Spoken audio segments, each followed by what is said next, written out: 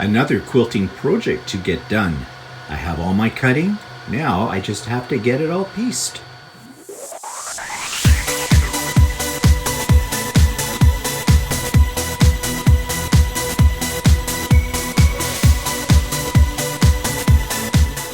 Good morning, everybody. It's Stephen here for Bland Designs and the Addict Quilter, and welcome to my weekly vlog for Monday, November the 8th, 2021. Vlog number 239, and it is the 609th day of COVID. So let's get right into what I've been working on. Well, I started a class last week. This was a class to teach me how to make a Lone Star quilt. I've always wanted to make a Lone Star quilt, and I signed up for this class before COVID, just before COVID. Then COVID came and the class got put on hold. Well, the class has been reinstated now and under new restrictions, of course, for safety. And so we had my first class on Tuesday and it was great. There were 5 of us in the class. Usually there are 10. And that is a good thing. We're all masked up. We're all double vaxxed. So that's a good thing. And the reason I really wanted to take this class, and I did debate, given the situation right now, whether I would go physically to this class or not, is I want to learn how to do Y seams properly. I have taught myself through videos on YouTube how to do these things called Y seams, which usually put a lot of fear into quilters. And I can do them. They're not that hard. But I want to hear from a master, and that's the teacher of this class is definitely a master. So I'll learn a lot. Plus, it gets me out, and I do miss not being able to go to the physical classes. And so this is a way to ease back into maybe some time down the road we can go back to whatever the new normal will look like. I don't know. So I have nothing to show you right now for that. I might have something next week. Just been sewing together basic strips, and we're going to learn how to cut them properly for this in the class tomorrow. And then from there, I guess we'll start putting it together. So I'll show you it when I get things to a state where I can show it. Now, what else I can show you, though, a quilt top that I finished, a very quick one because it's been done on a panel. Let me just call it up here onto my screen for you. There it is. And it's not huge. It's about 65 inches square. And I call it the Steam Engine Autumn Quilt. Now, when I was taking down my Halloween decorations, I did have my Halloween quilt, which I showed to you a few weeks ago, laid out across the back of one of my couches in my family room. It looks quite nice there. But when I was cleaning up things, I realized, I don't have I don't have a fall quilt, basically, to take its place. And I've kind of decided that I'm going to swap out quilts every so often on this couch, just to give them a chance to see, the light of day and other people to see them. Well, other people mean Walter and myself. But anyways, this is going to be one of them. So I got the top done. It was fairly quick to do.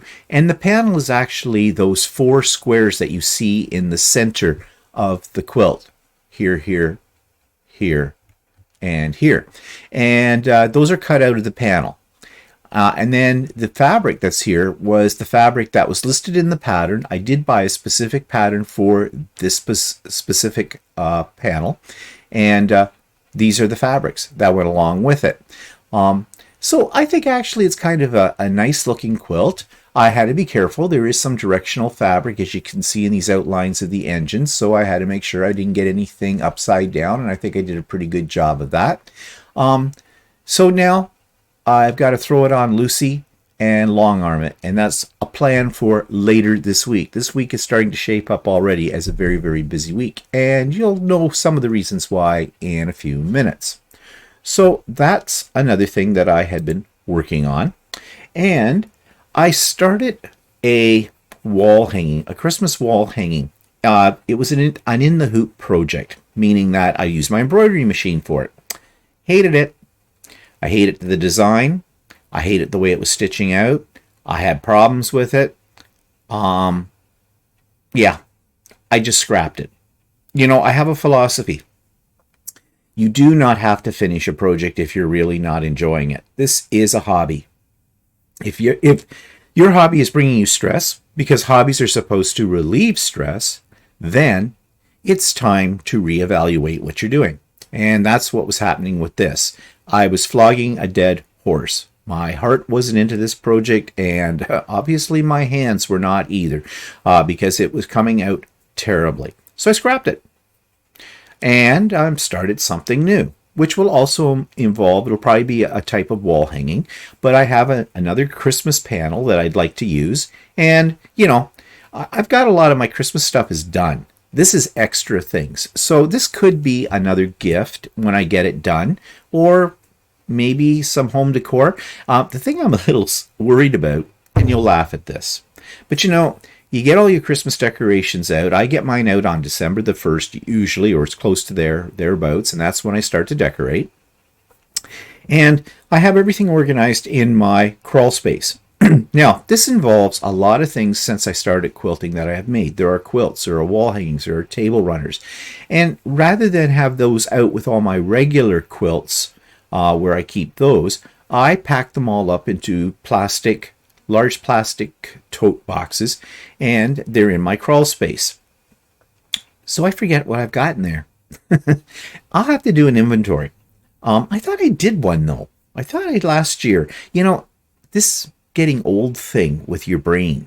Sometimes you just wonder whether or not you're having a senior's moment, as people refer to these little momentary lapses in memory, or are you having the early stages of Alzheimer's? And in some ways, I'm half serious about that. But anyways, I don't remember if I took pictures. I'll have to look on my computer. My computer is pretty well organized in my directories and that, but still I can't find things. Anyways, probably because I've got too much on my computer. Anyways, back to what I was talking about. I can't remember what I have for Christmas quilting products. So here I am making more. And I probably really don't need more because I only have so many places in my house to display these things at Christmas time.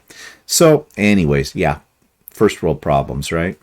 So back to this wall hanging I'm making. It's just a panel. I have nothing to show you right now. It's just up here. I've actually started, I'm going to do some Christmassy embroidered cornerstones, which are the corner pieces. These, for example, in that quilt I just showed you, there was cornerstones in it.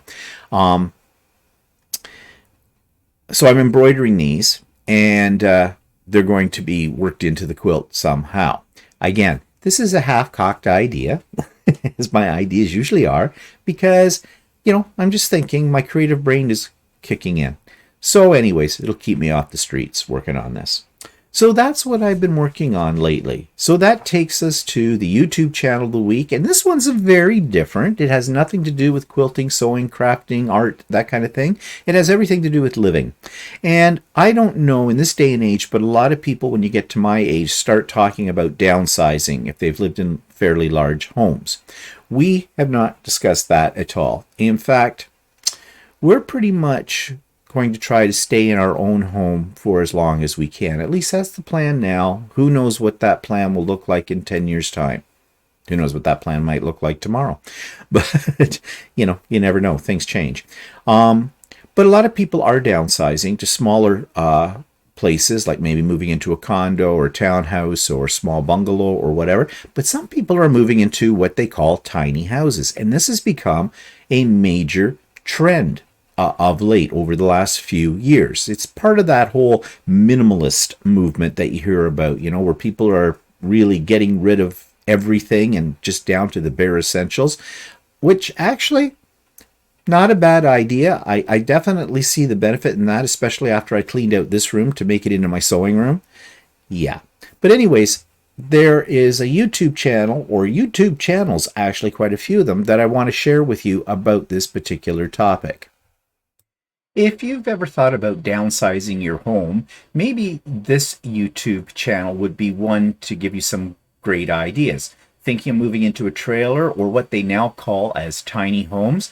Well, this particular YouTube channel takes you on tours of many, many different tiny home styles. Now, yes, a lot of them are in trailer-like units, very large trailers. But other ones are in the back of a camper, or they're in cargo shipping crates or containers. Some are even little houses that have been built from odds and ends, pieces that people have found. It's the interiors that I find really interesting, how they create storage in such a small space, and an entertainment area, a kitchen, a bathroom, and a bedroom, all in a very, very tiny space. So this is an interesting concept. And right now, the minimalist group is very much in fashion, and this would fall into that kind of territory. So you might be interested in exploring alternative living in a tiny home by taking Tiny Home Tours YouTube. So you will find the link for the Tiny Homes Tour YouTube channel in the show notes. You will find the Idiot Quilter episode 139, projects, classes, and a bath tray. There's something intriguing that I did last week. The link is there. There is a link to something new, sort of new. You probably know, if you're a regular viewer of my channel and of all my different pieces of my channel, that I was doing something for a while called the Idiot Quilter Presents interviews. And I was interviewing people who are subscribers to any of my different series on my YouTube channel. And that was working out really great for a while, but I had run out. It's dried up. I don't have any more interviews. Nobody else is volunteering. So I have decided to start going in another direction. Now, that doesn't mean I will not do an interview. If somebody puts it out there and says they would love to have me interview them, I'm all on it. Okay, I'll be right there. Yes, yes, yes, yes, please. Hint, hint, hint. But for the meantime, I'm changing it to the Idiot Quilter Presents Musings. And what I'm going to put up there are just not rants, but thoughts about things that are connected to things that I talk about here on my channel. A more kind of one-on-one personal glimpse about a single little topic. Sometimes it could be a rant. Sometimes I'm hoping it will be just plain amusing for you as well. I don't intend to have these sessions run very long. There is one up there already, and there's a link in the show notes for it, where I talk about my addiction to fabric. That runs about 8 minutes, and that's what I'm going to keep them to, about, maybe 10 minutes, 15 at the most, depends on the topic. So that's what I'm doing now with the Idiot Presents. We'll see how that works out. Okay, and there is a link to last week's So Chatty, episode 33, where Walter and I talked about our fabric philosophy, what I call fabric philosophy. It's basically, how do we pick fabric? Why do we buy what we buy? And other things surrounding the whole idea of like a fabric haul, fabric prices, how they vary. We even talk a little bit about what attracts us to certain quilting stores or fabric stores as well. So that is this week's So Chatty.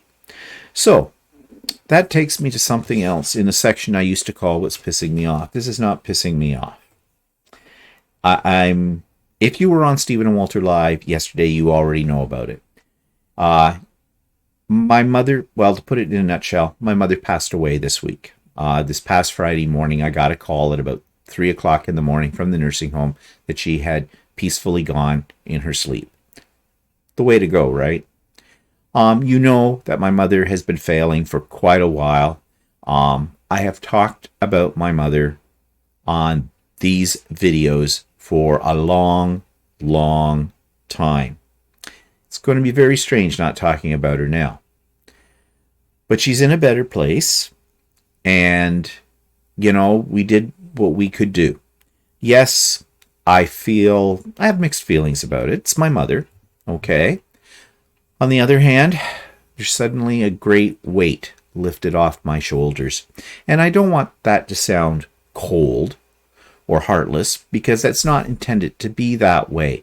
But what I mean is, there wasn't a moment in a day for the last 7 years, actually more than 7 years, that my thoughts have not gone to my mother. worried about her, looking after her, making arrangements for whatever needed to have arrangements made that concerned her.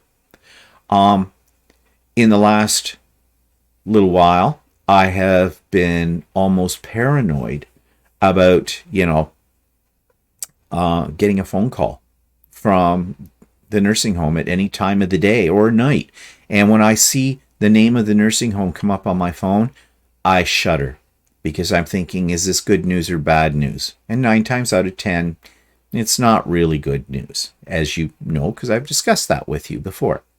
So, yes, a great weight has been lifted off my shoulders, a great worry. It was a worry. It wasn't a weight, makes it sound like it was a burden. To a certain degree, yes, it was a burden. And yeah, I'll admit, I had days where I said or thought terrible things. Okay? I just wanted it all to go away. And then, you'd catch yourself, or I'd catch myself and feel really guilty about having those kind of thoughts. But I'm sure everybody does have them. I mean, I am not the first person in the world to lose a parent. Okay? It's the cycle of life, kind of a thing. So anyways, she's gone. My sister and I went over to the funeral home. I don't know if they call them funeral homes anymore. I don't know. Funeral services, whatever. And we made the arrangements for my mother. We have decided that this was going to be very, very simple for a couple of reasons. Well, first of all, my mother was being cremated. That was a given. Okay, that was my mother's wishes. So we made those arrangements and everything like that, picked out the urn and that kind of thing. But we told them at the funeral home we were not having a visitation and we were not having a service of any kind. I was prepared for them to give me a really hard time about it. But they didn't, which was surprising because 7 years ago when we went in to make arrangements for my father, we got the hard sale. It was like going in and buying a used car. But the tone has really changed in that time. Now, I think part of the reason is COVID. A lot of people are not having visitations and the services right now because of COVID. And the funeral homes have their policies as well. For example, I was looking on their obituary page, and anybody that was having a service or a visitation, they had to phone ahead and make a reservation for it because they had to keep the numbers down. And there were restrictions on, hand sanitizing and wearing masks, and I think they had their chapels and that set up so people were 6 feet apart and all that kind of thing. So, the funeral homes get it. But anyways, we did not get the hard sell.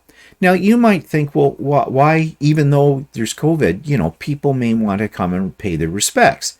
And that is very true. But there aren't many of those people left. My mother was 81 years old. She used to hang out. She and my father both had a crowd of people or friends. Most of their friends were older than them by a good 10 or more years. For some reason, that was just kind of the crowd they hung out with. Those people, sadly, have either passed on themselves or are in a physical state where there would be no way they could make it to the funeral home or to a service or something like that. And there aren't many of them left either. So, to put it on a more practical side, barring, what I just said about who would be available and, COVID, is it worth spending the money to have a reception and to go through what the funeral home charges you for setting up a visitation kind of a thing? Is it worth going through that for basically a handful of people? And there could be other people that would show up too. But you want to know something? Those are people that never came over and visited my mother nor called her in the 7 years she was in, in the 7 years after my father passed away. So why would you show up for something like this? Funerals are for the living. We all know that. But one thing I hate about funerals, well, there's several things I hate about funerals. One, I hate funerals where there's actually the physical remains of the person at it. And what I mean is, the open casket viewing. Hate it. Absolutely hate that. I hate being in the reception line or going through a reception line and, so sorry for your loss. My condolences. It's a sad thing. Or you get the old biddies that latch onto you and start telling you the whole history of their relationship to your loved one. And you just want them to go away. I'm sorry. I know these people are doing what they can. And, it's nice that they're showing their respect, and all that kind of stuff. But really, I don't need it. Okay. And like I said, a lot of those people, I remember when my father passed away, there were people that went through that reception line. My father was very popular. And it filled the chapel, standing room only. And these people were coming through and shaking my hand and, vocalizing their sympathy and all that kind of stuff. I didn't know who they were. In fact, it got to the point where I'm standing next to my sister and people are coming in the front door and saying, "Who's that? Do you know who that is?" And she goes, "I don't know who that is." That kind of thing. So, yeah, we have spared ourselves that experience. But on top of it all, will my mother really know? I don't think so. And this is not to be disrespectful to my mother. No, not at all. What we plan to do is down the road, when the dust settles, I still have a lot of things I have to do that I've never done before, to settle this all out. Basically, the settling of my mother's estate. State makes it sound like it's millions and millions of dollars. It's not. So we'll have a little small, relaxed, informal gathering, a celebration of life or something like that. But it'll be private. It'll be for a select number of people that will be invited, and if they can make it, great. And if they can't, that's fine too. Because a lot of those people that we would be extending the invitation to, as I said, are, up there in years, and there are some limitations for them when it comes to traveling, because a lot of them are from out of town. So that's down the road. I'm not going to worry about that until I get everything else settled out with it. So yeah, you're not going to be hearing much more about my mother. You might hear a little bit about what I'm going through as far as estate finalizing and things like that.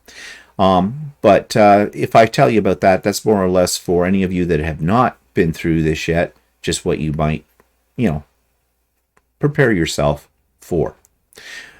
And yeah, I made the calls on Saturday too, after we'd made the arrangements to, the people that I felt needed to have a call. And yeah, like I said, right now it's a little surreal. I just realized I don't have my phone in my pocket. I think this is the first time in a long time where I don't actually have my phone right next to me. So in case I get a call, I'm right on it. I feel naked without it. I better put it back in my pocket. But anyways, so yeah, that's what happened this week. And I thought you should know. Okay, let's move on, shall we? Let's see. Yeah, okay, catch up on it. So, what have I bought in the last week? Well, I'll talk about these more extensively on the Addict Quilter, but I thought I'd show you. This is fabric, but this is not fabric I would use in a quilt. I bought it purposely because it looks like quilt blocks, and it's for practicing ruler foot quilting on my long arm. And I bought about 4 meters of this. They're panels, and that's what I intend to do with it. Just use them as practice pieces for that. And I have been busy making a whole basket here of these, making more pin cushions, Santa pin cushions, on my 3D printer.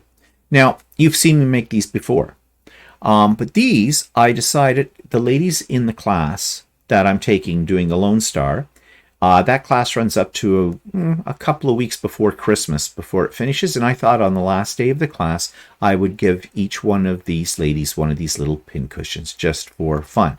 It's because I love to make things, and I love to give things away to people, and I think they'll get a kick out of them. I made more than I need here, but you always can use a few extra little gifts hanging around, can't you? So, another thing that I bought these. Now, we had Craft and Chat, and I'm going to talk more about that because we had something very interesting happen in Craft and Chat this past week. And on Craft and Chat, one of the participants was wearing these around her neck. What are these? Well, these are lights. They fit around your neck, and I hope I don't blind you. They have 3 settings.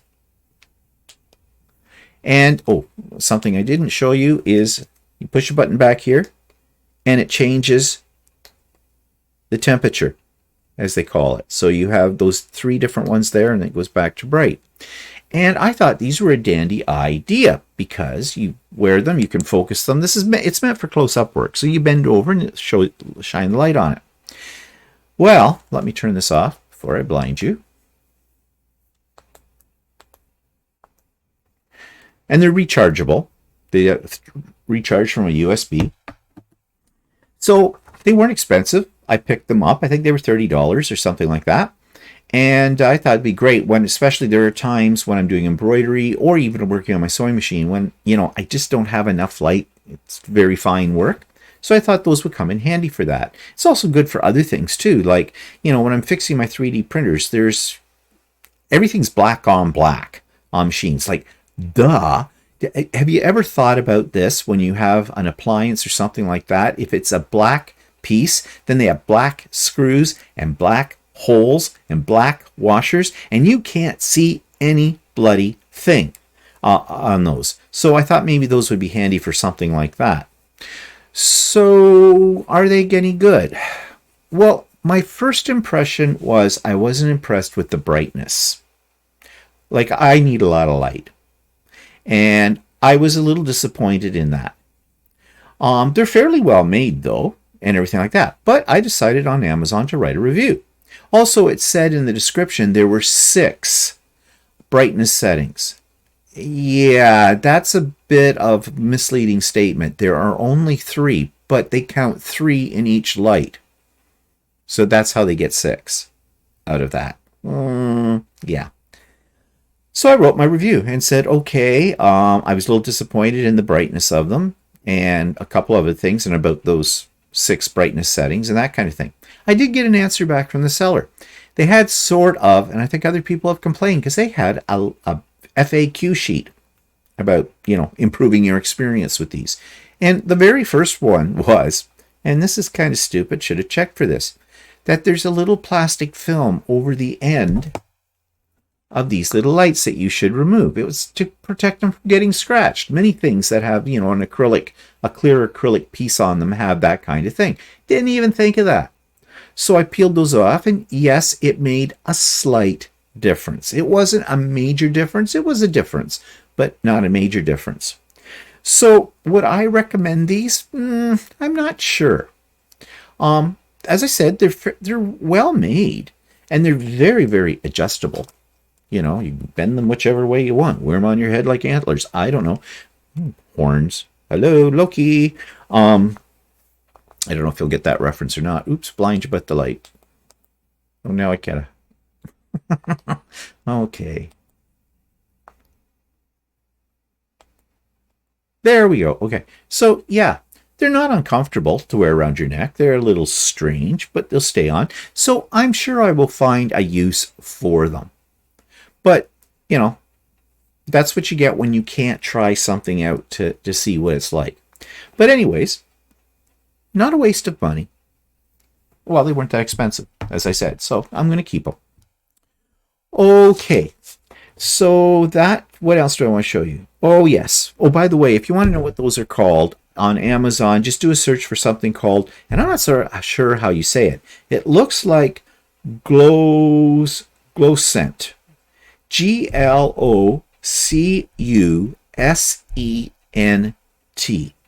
There were others to choose from in that category as well, and in different colors. I got the black, but I think you could get them in pink, and I think you could get them, I don't know if they were in blue or not.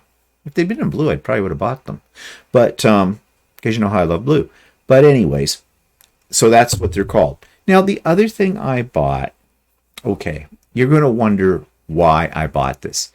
You see behind me, this side.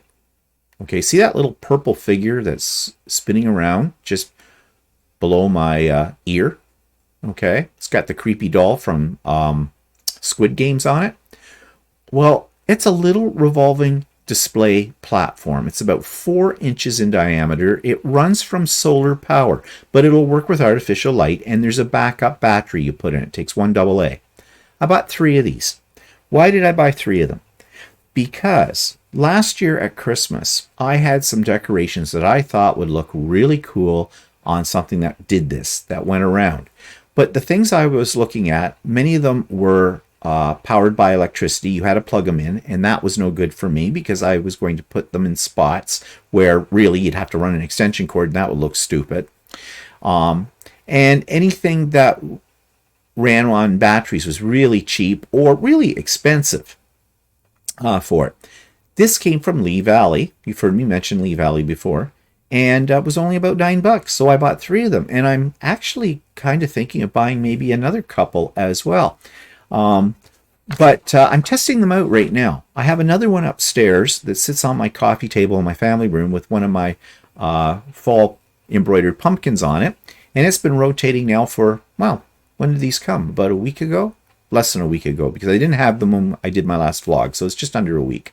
And they're spinning faithfully. So I'm kind of testing them out here to see how long they will keep working. But they seem to be pretty good. So I did a little more of a video about this. So I'm going to insert that right here. Isn't this cool? Just watch. Yes, it is rotating. And this is something that I think is going to be really great for Christmas decorations this year and for other things. This is a little solar-powered rotating disc, or display as they call it. They aren't huge, as you can see. They're about 4 inches across, and they supposedly will handle up to about 9 ounces of weight. But they are solar-powered. There's solar panels down here in the bottom. And it also has a battery as a backup, but it will recharge itself using natural light or even artificial light, light in your room. I've been running this one now for over 24 hours. There is a battery in it, but it seems to be working really well. And what my idea is, I bought 3 of these, and they come from a place here in Canada called Lee Valley, and you can look them up on the internet. They have some unusual products, but they're all very good quality products. And I'm thinking of using these for some of my Christmas decorations, some of my 3D printed ones with little lights and things like that in it. Right now, I have one of my fall pumpkins that I had created in the hoop embroidery technique upstairs on my coffee table, and it's rotating. I just think it's really cool. And I've been looking for something like this for quite a while now, and a lot of them are very, very expensive. They're all very, very small. If you want something really big, you have to plug it in. It doesn't run off of batteries or by solar. And I didn't want something where I had to run wires to it either. So this really fit my purposes. Not only that, but the price is really good. These were about $9 Canadian a piece. I bought 3 of them. So I'm really thrilled with this purchase. So that takes me to the 3D corner, and you've already saw what I've been working on. All those little pin cushions. I love making pin cushions, but how many pin cushions does one person need? And I have all kinds of pin cushions. You've seen them before. So I have to be honest. I'm running out of things to make with my 3D printer. You know, like I've had the 3D printer now for almost a year, and I printed everything under the sun, right? Because it was a novelty. And so I've got all these gitchy little things. How many more gitchy little things do I need? Because they're really dust collectors. Like there's a whole bunch of them you can see over my shoulder here up at the top, and then I have a wall full of them over there. And yeah, there's 3D printed things all over this house. I've got a whole bunch of 3D printed Christmas decorations. I have to hold myself back on that because, how many more bloody decorations do I need? Just as an aside, the last few years, well, for many years, I went minimalist on Christmas decorating. I used to decorate every room in the bloody house, and that was an influence of my mother. My mother would start, she would have already started by now, starting to decorate her home. My mother absolutely loved the Christmas season, and she decorated every room in the house. She decorated the bedroom, she decorated the bathroom, the kitchen, the living room, the rec room, the laundry room. She had Christmas decorations coming out of her yin yang, and she absolutely loved it. And she'd leave those up until the end of January. It was like February by the time she started taking everything down, or getting everything down. She'd take it down in bits and pieces over the after New Year's kind of a thing. So I guess I kind of got into that as well. But then after a while, it became, I got to put up the Christmas tree. One thing I hate is putting lights on a Christmas tree. And we eventually bought a pre-lit Christmas tree, but it was a huge Christmas tree. And I would spend a whole day decorating the whole house. And I would just be tired and exhausted and wondered why I bothered. Now, too, back in those days, that's when you'd have people over and, you wanted the house to look nice and things like that. Well, those days have pretty much disappeared, and not because of COVID for us, just because that's the way things are. I mean, when you're retired, people tend to forget about you. You don't get invitations to other things, and if you do, and it's people like you used to work with or things like that, and they're still working, you're out of the loop in that. So this is what happens. Your family gets smaller, as in our family's case. There's essentially for Christmas, there's only my sister, her husband, and my nephew and niece. And of course, Walter's sister and husband and nephew and niece and his two girls and things like that. But you know what I mean? I mean, my mother was the queen of throwing a Christmas party. She really was. She went all out. She would have the neighbors in and friends on Christmas Eve. And I always look forward to it. That was always so much fun. My mother would spend days before, weeks before, because she would do a lot of baking for it. There was always tons of food, tons to drink. My father loved hosting people there as well. It was a great event. And as we got older, as children went on our own lives, and my parents were doing this kind of a thing, it was more exciting Christmas Eve for this than actual Christmas Day.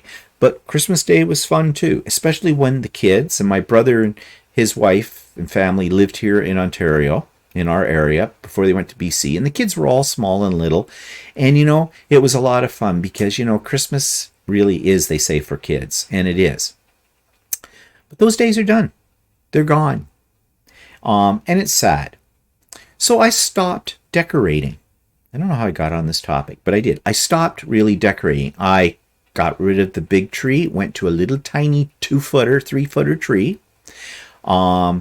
And eventually I just went down to just decorating one room, the rec room, because that's where we would be entertaining. But then I got into quilting and then 3D printing and all that stuff. And in the last couple of years, my Christmas decoration collection has grown again. And now I've started to branch out. I'm decorating more rooms again in the house. So things go on a cycle, I guess. I don't know. But like I was saying earlier, do I need to make more Christmas decorations in any form? No, I don't. I like making them though. That's the thing. I like making them. So I'll just have to make them and give them away. Just like that. To people who might appreciate them. Some people might not appreciate a 3D plastic Christmas decoration. I don't know. They'd probably rather have one of my quilts. And some people, not even that. So anyways, how did I get on that? Yeah, I'm talking about 3D printing. I did have a problem with one of my printers. Actually, it was the printer that was given to me, an original Ender 3 that I fixed up and got running. And it's been running well. But it wasn't the other day. But I fixed it. And that doesn't scare me anymore. Actually, I had 2 printers I had to fix in the last week, and I did. And I knew what the problem was, and it involved replacing some parts. And I have a little cache of parts for the 3D printers I kind of stocked up, knowing that, yeah, every now and then you will have to replace something. So in the last year, I've learned a lot about how to basically take apart my 3D printers and fix them. I wish I could say that about my embroidery machine, because I had a little Lucy moment with my embroidery machine and with my iron. But I'll come to those in a moment. So that takes me to Blasts from the Past. So this is the second part to which I think I called last week Day 2 of Karen's Part 1. Well, really, it was part of Karen's, but we went to the Great Barrier Reef. So this is Part 2 of the Great Barrier Now we're in the semi-submersible. And I'm fine. The ceiling's high enough. There's enough oxygen. I will not get claustrophobic.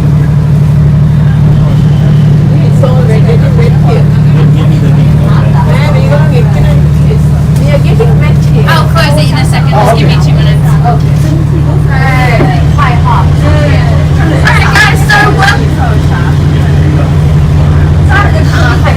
Alright guys, so welcome aboard the semi-submarine. Now my name is Kiana, we have Yuki upstairs driving. So before we get underway, I just need to point out some safety features of this vessel.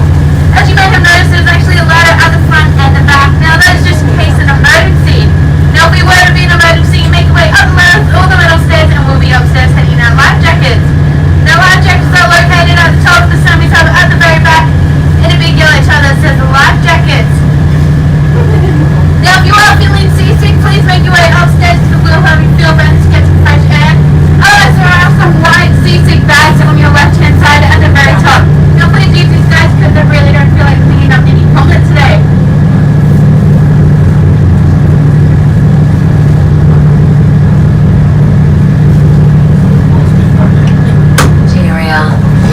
Today, we are visiting Green Island Reef. It is one of more than 2,900 individual reefs that make up the Great Barrier Reef. Fringing reefs, patch reefs, and ribbon reefs. Green Island Reef is a patch reef. The Great Barrier Reef is the largest reef structure in the world. In fact, it is visible from the moon. The only other structure on Earth that can be seen from the moon is the Great Wall of China. The Great Barrier Reef is over 2,300 kilometres long, stretching from above the northern tip of Australia down to Bundaberg in southern Queensland. For our overseas visitors, this is approximately the length of the entire Japanese island chain, or from Seattle to Los Angeles in the USA. It has a huge area of over 35 million hectares. That's the equivalent of over 70 million football fields. Although where we are today is only a very small part of the Great Barrier Reef, we will see many of the things that make the Great Barrier Reef so special, such as the high diversity of corals and fish.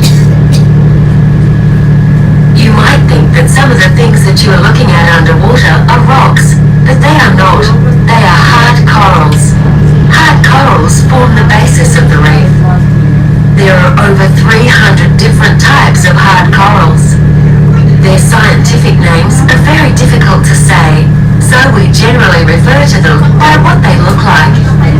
The large rock corals are called boulder or massive corals. The ones with a pattern that looks like the surface of a brain are called brain corals, while the ones with round holes all over their surface are called honeycomb corals because they look a bit like a beehive honeycomb. The branching corals that form large patches are called staghorn corals because they look like deer antlers. The flat, plate-like corals that you see are called plate corals. Table corals are bigger than plate corals and grow on a thick pedestal. They can be several meters in diameter. Staghorn and plate corals grow a lot faster than boulder corals. Some staghorn types can grow nearly 30 centimeters or a foot in a year, whereas typical boulder corals only grow about 2 millimeters or less than a quarter of an inch each year. You will notice some places on the reef with a lot of broken staghorn coral on the bottom. This is part of the natural cycle on the reef. Storms, waves and currents naturally break apart corals, and branching corals break easier than boulder corals because their skeletons are less dense. This broken coral, however, is a good thing. It fills the gaps and crevices in the reef and helps build the overall reef structure that we see today. No matter what shape they are, all hard corals are structurally similar. They are colonies of individual animals called coral polyps. Coral polyps are related to jellyfish and actually look a bit like an upside-down jellyfish. The polyp's soft body sits inside a limestone cup that it secretes around itself for protection. The size of the polyp depends on the type of coral. They can be smaller than a pinhead or larger than your fingernail. The coral colonies that we are looking at are made up of many polyps.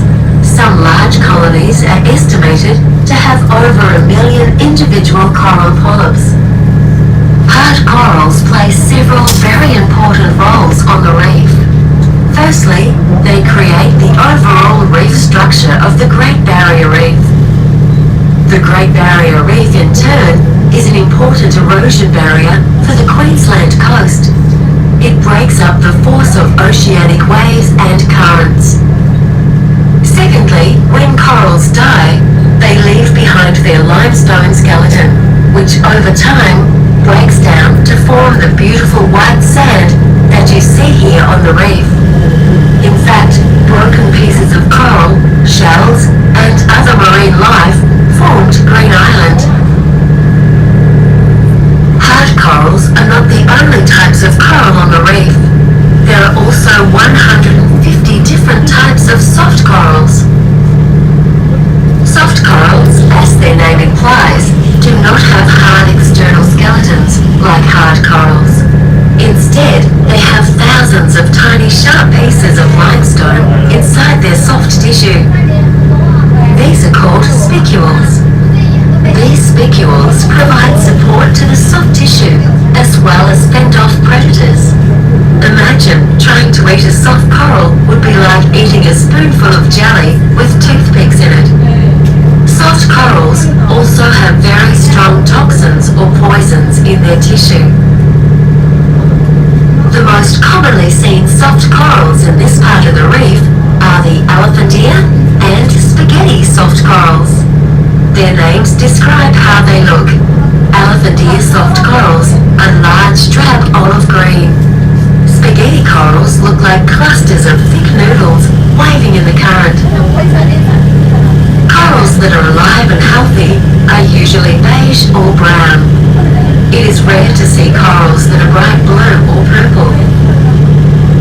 The coral's brown colour is actually the colour of a single-celled plant called zooxanthellae that lives in the coral tissue. This relationship between corals and this plant or algae is very special. It is a symbiotic relationship in which both the corals and the algae benefit. The algae gets a place to live where it will not get eaten, and the corals get sugar and carbohydrate nutrients from the algae. In this area of the reef, there are quite a few giant clams. These are the largest clams in the world and are only found in the Pacific Ocean. They can live to 80 years old and be longer than an average man. These large ones weigh over a quarter of a ton, or similar to the weight of a large motorcycle. There are two common starfish or sea stars that you may see today. The bright blue Linkia starfish and the spiky crown of thorns starfish. Starfish feed in a unique way. They stick their stomachs out through their mouths, which are underneath them, and digest the food outside their bodies. Crown of thorns thorn starfish are amazing animals. They can grow to over a metre tip to tip, have up to 24 arms, and live for more than 14 years. The crown of thorn starfish has a worldwide reputation as a reef killer because it feeds off coral. But this reputation is not entirely deserved. Crown of thorns are natural occurring animals in the reef ecosystem. They are found throughout the Pacific Ocean. In normal conditions, they play an important role on the reef by eating fast-growing corals, which allows slower-growing corals to grow.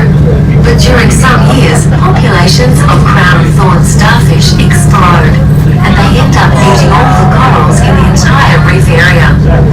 The corals should, in time, grow back.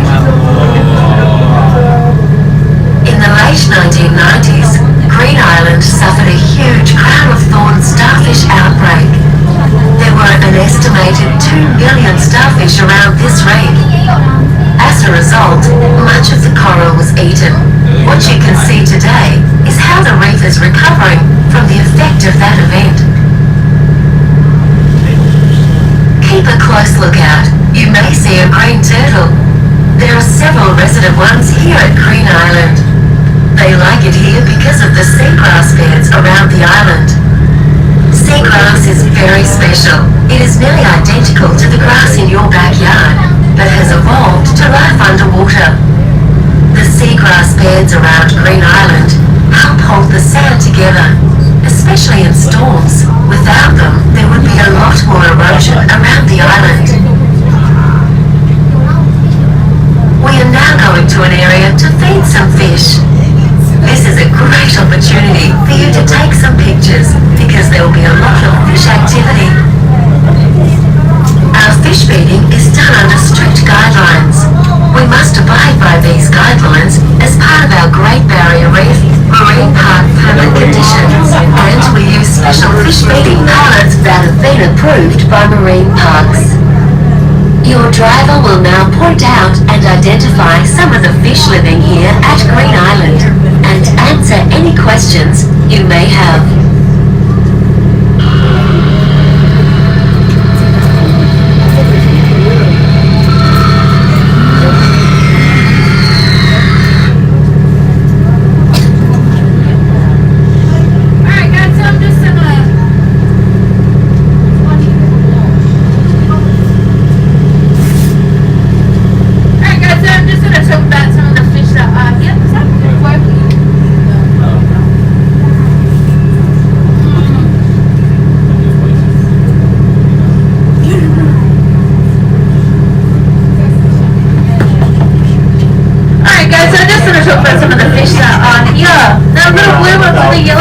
These guys are called yellowtail fusiliers. Now these guys are most likely found in massive schools. They're not too far from each other as they like to pretty much stick together wherever they go. Now it's actually really rare to see a yellowtail fusilier swimming on their own, as they're actually too scared they're going to get eaten by a reef shark.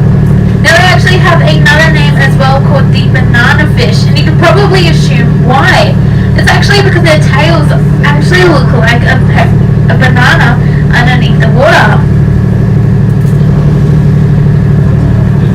Now the silver ones with the orange sort of tinge to them, these guys are called spangled emperors or northern snappers. Now these guys are actually pretty good eating. Now they can live up to about 20 to 30 years of age and fully grown. They can weigh up to about 60 kilograms in weight. 60 kilograms? They're emperor snappers. Yeah. And there's one with the rib in the middle. The brownish one. See that one with the spots on the top? Yeah. Okay, so now we're doing lunch here on Green Island. We've done the glass bottom boat and the semi-submersible. And we're getting pizza and Caesar salad with lunch.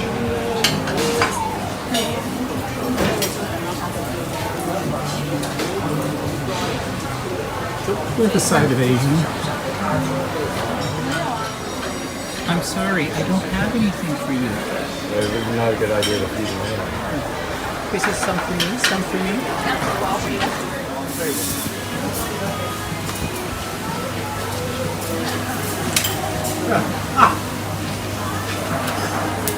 One down there is coming up. Big one when you're getting your coffee.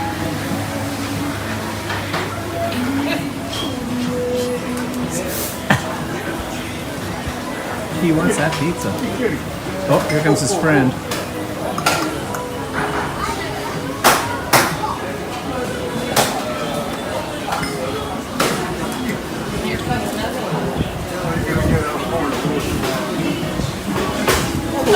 Oh, we got it. You got the whole thing.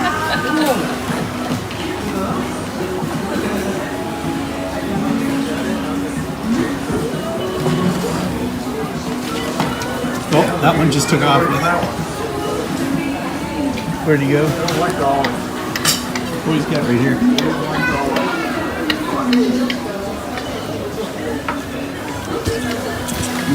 Take it over there.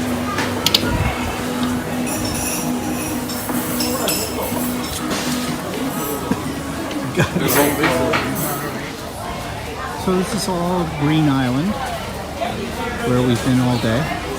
Finished lunch. It has been raining, and there's probably more rain to come. This is where we had lunch. In here. And we walk around. There we go. Oh, that way's the trip. Yeah. And up ahead, there's a sign that says there's a crocodile zoo and gift shop. Of course, the obligatory gift shop. And as you can see by this video, it's been Asian Day here. We think it was a boatload that came in, because we're definitely a minority. Oh, there's the gift shop. Look. For all your crocodile needs. Aquariums. Yeah. No. Entered by the Shipwreck Gift Shop. Barrier Reef. Great Barrier Reef National Park. And follow the boardwalk through the jungle. Ooh, didn't think of that. Snakes, spiders, bats. Oh, we have our own bats. But look up in the trees. You see any bats? Yeah, they probably don't fly over this side. Yeah. Lazy bats.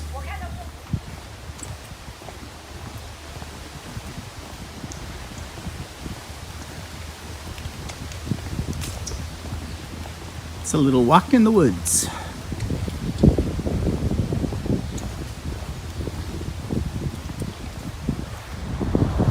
And this is the beach area. Tide is out, I think. Yes.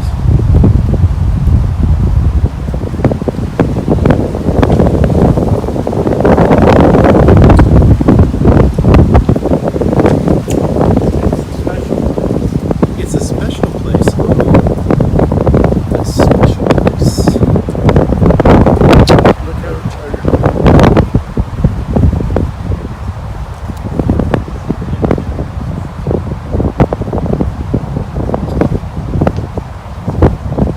Junk on the beach.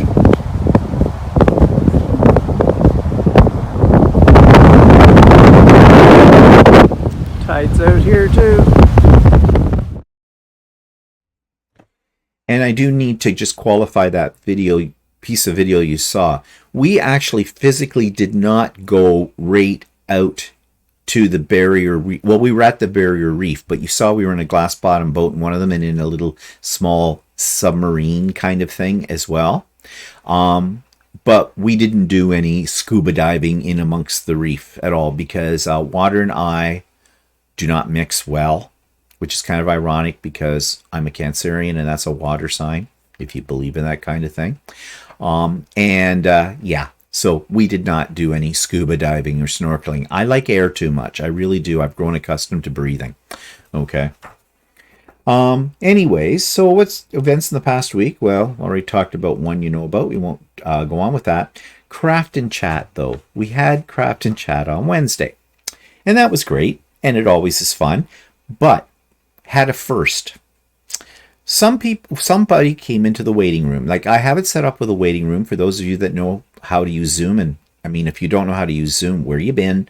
That's been the big godsend for the COVID time period, right?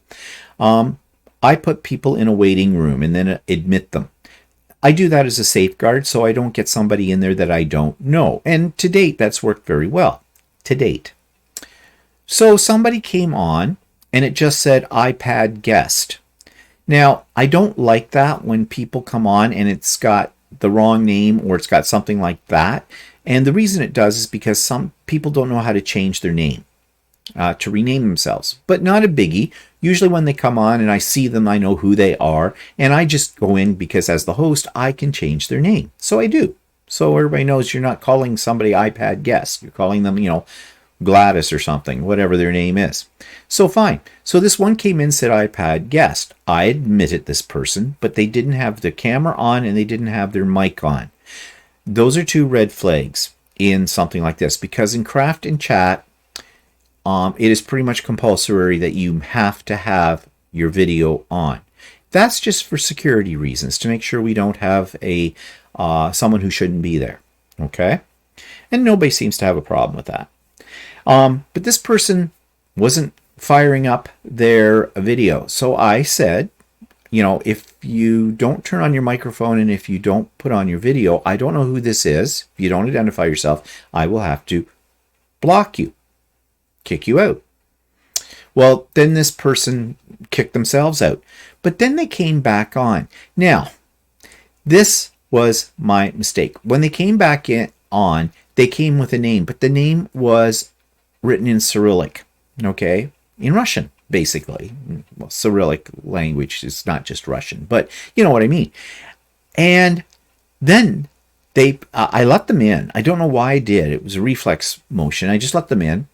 And, at first when I saw that come up, my brain wasn't kicking in. I was thinking it looked like scrambled letters to me on there. And I just thought, okay, someone's having a little problem. They're trying to rename themselves. I'll help them out. Yeah, no. I heard a kid, it sounded like a young person, giggling in the background. And suddenly this loud, blaring music just took right over on everything. And it sounded to me like the Russian national anthem. Walter said he thought it sounded like the beginning of Go West by the Pet Shop Boys. But I don't know what it was, but it was very, very loud. So I'm scrambling to try and mute them, and I'm not having any luck with that. So I went in and I figured out how to block them. Actually, I got that cut off. No, sorry. Okay, now I remember what happened. I had let the person in before I saw the Cyrillic. And they started blasting the music and everything. Then they came back on, and there was this Russian-looking language on there. I wasn't going to admit them, but I was trying to block them at that point because I see, okay, this person's going to be potential problems here. I just got the music under control. So I figured out how to do that, and I accidentally clicked on the name above theirs and blocked one of my regulars, Jeannie. Some of you know who I'm talking about. Poor Jeannie. I blocked her out. She couldn't get back in, and I didn't know how to unblock her. So Walter's on his computer upstairs, and he's doing a mad scramble going on to the Zoom site. I'm trying to check the settings and everything, trying to figure out how to put her back in. Her sister, luckily, Andy, was on at the same time, and although they live in different places, she got Jeannie on the phone, and we were talking to Jeannie via the phone, via Andy, to say, okay, try this now, and it wouldn't let her in. I finally did figure it out, but what I had to do was make everybody leave the Zoom meeting and reestablish a new link and get everybody back in. And I had to have their email addresses in order to send them the invitation to get onto the Zoom. And I managed to get everybody back on, including Jeannie. But I have done some research since, and they just did an upgrade on Zoom whereby when you have someone in the waiting room, you can send them a message, which is a good thing, because from here on in on Craft and Chat or on any Zoom I host, I will be asking people to put their real name in before they join up. Now, you may not know how to change it because it may default to something else, like iPad guest or something like that. Well, not a problem, because I will send you a message and say, who is this? And they'll give me their name, and I'll say, oh yeah, I know you, great, come on in. And once they're in, I can help them change their name. But that's a new feature on the latest upgrade of, well, at least I think it's on the latest one. I don't know, maybe it was earlier and I didn't know it was there. But now I think that's a good improvement on it. But this is the first time I've ever had anybody try to hack into one of my Zoom meetings. And I was trying to figure out how they did that. Now, yes, it's out there on YouTube, the link for anybody to see. However, I am small potatoes. The people that see that are usually people who are interested in what my content is, not some random person. So either there's people out there that are searching through people's show notes to find if they've got a link to a Zoom meeting or not, or they've created a robot that can go in and do that search, and they just want to create havoc. Well, I will have none of that. There will be no havoc. So I've got this new safeguard set in, and I'm going to put in another safeguard. And that is, I'm asking for people to send me their email address so I can put you on a mailing list for Craft and Chat. Now, this does not mean if you don't send that information to me, you won't be able to come to a Craft and Chat. No, I will continue to post the links to Craft and Chat in my show notes when the time is appropriate. But I will send an extra little reminder and the link directly to individuals that are on the mailing list as well. Just as, you know, because sometimes people are scrambling, they want to join the Craft and Chat, and then they got to find the video that I have put the link in, and it's a bit of a hassle. But if I have their mailing address, I can send that information to them right to their email box. So they'll have it. So that's what I'm going to do. So if you are one of those people that really would like that kind of thing, would like to know in advance and have the link to Craft and Chat, just go in the show notes. I always have my email address. Just go into my email address, send me your email address, or actually, when you send me the email, I will have your email address, and just say, yeah, please add me to the mailing list. And rest assured, it is private. I am not using it for any other kind of purposes, and I will not give that information out to anyone else. So I will protect your privacy, okay, if you're concerned about that. Okay, but as I said, it's not mandatory, okay? As if I could make anything mandatory. Yeah, get off your power horse. Okay, we did have also on this weekend, it was a busy weekend. It was a weird weekend. The Quilter's Way had their Energize 4.0, which is their retreat that they have every, I don't know if we have them twice a year, something like that. Always fun, always a great time. This is a private thing because it's for the members only, and you've heard me talk about TQW, the Quilter's Way. But anyways, it was great. It was fun. It helped me get my mind off of the things that my mind was on concerning my mother and everything like that. But I ran into a couple of problems with some of my equipment. I pulled a Lucy, what I call a Lucy moment, you know, oh, Ricky! With my embroidery machine. Yes, you're going to go, oh my God, what have you done with the embroidery machine this time? Well, nothing serious, but it is something I need to take it in and have it fixed. So tomorrow when I go to my class, I'm taking my embroidery machine in with me to get that problem fixed up. I'm going to talk about that in more detail on the Idiot Quilter this week because I think that's a more appropriate venue for that discussion. Along with how my iron blew up. My very expensive tank iron that Walter bought me a year and a half ago for my birthday. That was my dream iron. Well, my dream iron has gone up in steam, actually.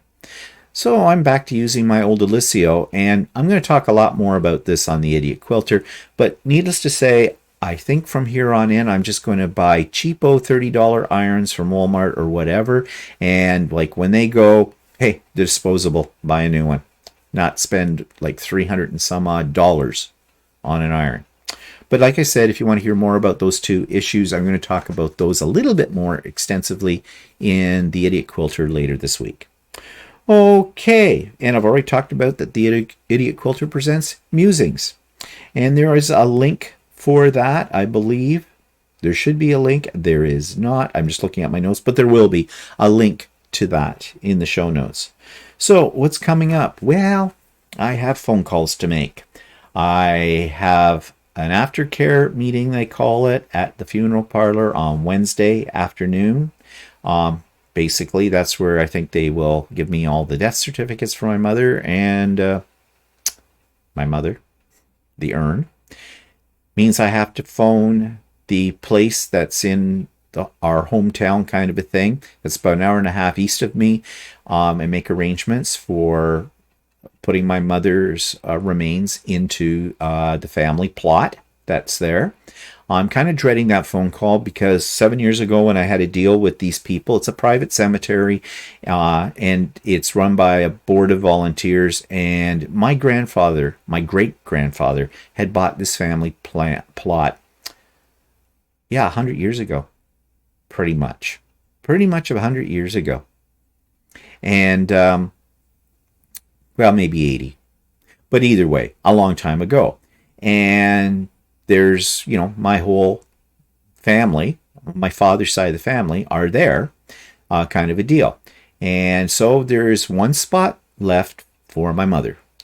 That's what my father had always told me before he passed away, that the family plot had 2 spots left, one for him, one for my mother. So when I called them 7 years ago and that, there seemed to be a little confusion, but they got it all rectified. We drove there and put the urn in. We didn't have a big graveside ceremony or anything. It was just my mother, my sister's husband, Walter, and I. And that was that. And that'll probably be what this will be as well. But I just have to deal with these people, and I'm hoping that the person I talked to 7 years ago maybe just was new as a volunteer, and I hope I get somebody with experience, knows what I'm talking about. So I am a little concerned about that, because what's going through my head is, what happens if there isn't room in the family plot? What happens if my father was wrong about that? Where do I put my mother? Her name is already on the headstone, the family headstone, because when my father passed away, and that's another call I have to make, I had them do the engraving at that time for my mother. And the only thing that needs to be added is this year onto it. The rest of all the information is there. So, that's an easy phone call, and that's an easy thing to look after. So the only thing that I'm a little worried about is this whole thing with getting my mother in there. And then I have to call the lawyer. So we have to go through my mother's will. Well, the will's very straightforward. Her estate is divided equally 3 ways, between myself, my brother, and my sister. Easy peasy. My sister and I are both executors of the will, so no big deal there as well. It's all very straightforward. But the thing is, I've had the power of attorney, so I looked after all my mother's finances. Well, at the moment, I have to inform the bank that my mother has passed away. I will have to take them a death certificate, and they will freeze her accounts. And I don't know how long these will be frozen before I can get in there and get things done. Now, I've already paid for her funeral costs, and in this day and age, they take Visa. And I paid it for Visa, but I still had access to my mother's accounts. And that was the way it was always going to be, that, of course, there was money there in the account to pay for that. And so I just basically paid off my Visa when I got home through my mother's account. Now, I keep a very close record of all my mother's finances. I'm that kind of person. At one point in my life, when I was in high school, I thought I wanted to be an accountant. Glad I didn't end up doing that, but, I had some accounting courses, high school accounting courses. So I have always been a person with spreadsheets, okay, when it comes to that, general ledgers and things like that. So I'm keeping a very close reckoning, and I've always have of the money.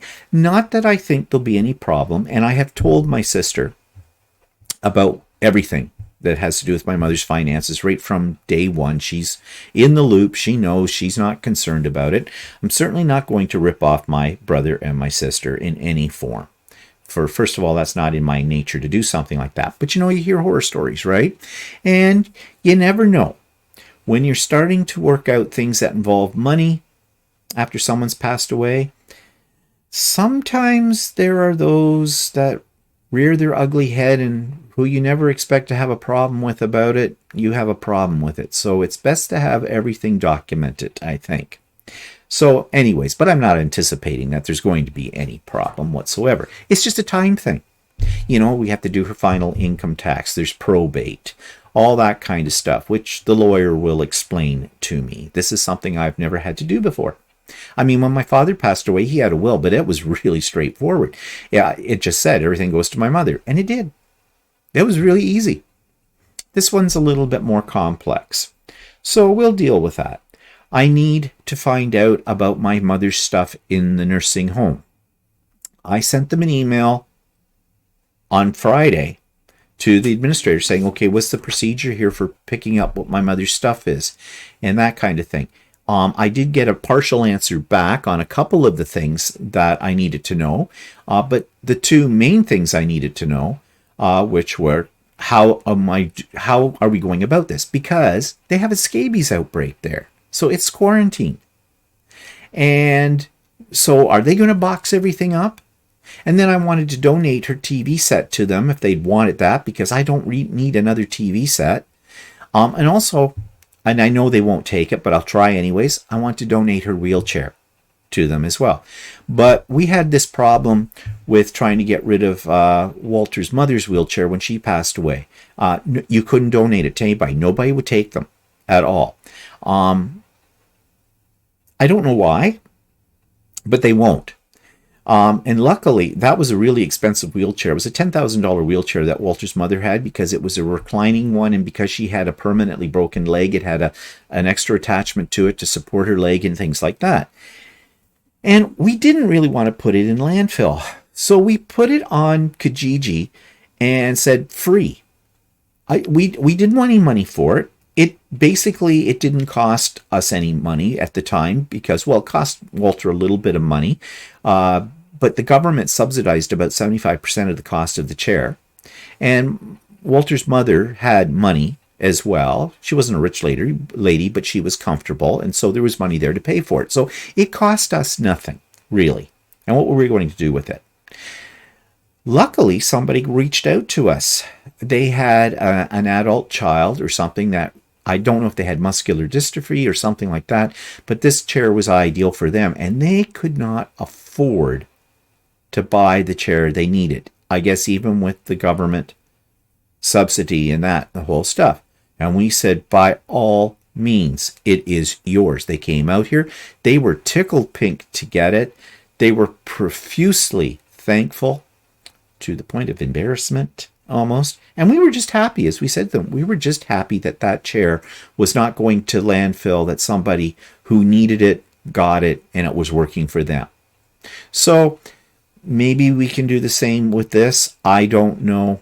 We'll see. I'm hoping that the nursing home would actually say, oh, sure, because they do have spare chairs there.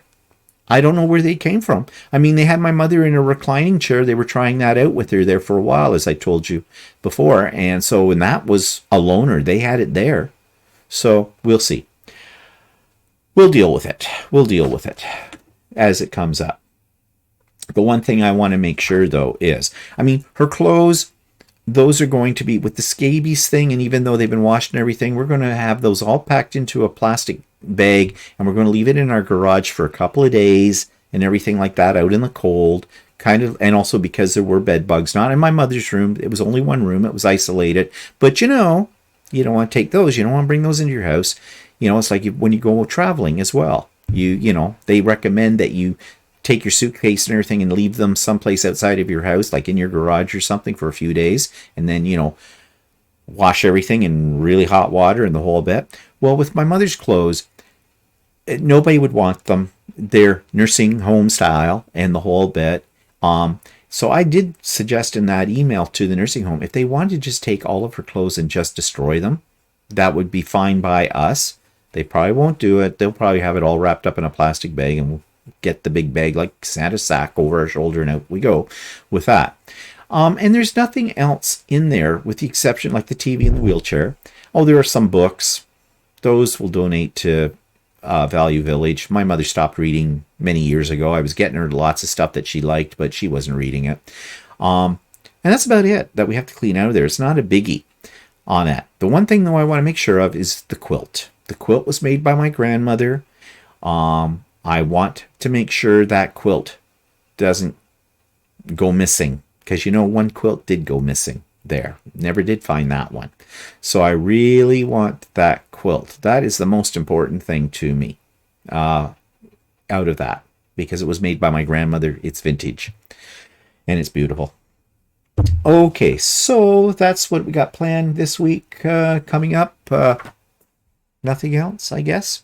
So thank you for joining me today. And yeah, I hope you have a really great week. And tune in for the Idiot Quilter tomorrow when it goes up, and then later in the week, So Chatty, and of course, Stephen and Walter live next Sunday afternoon at 4 p.m. Eastern Standard Time. So have a great week. We'll talk to you again soon. Bye-bye.